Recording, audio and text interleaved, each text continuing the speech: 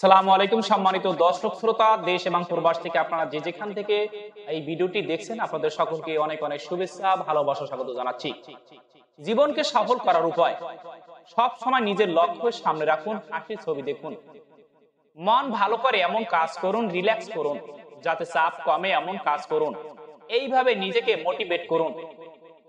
সক্রিয় থাকুন। ঘুম থেকে উঠেই কাজ শুরু করতে সমস্যা হয়, বাড়ি ফিরেও ক্লান্ত লাগে।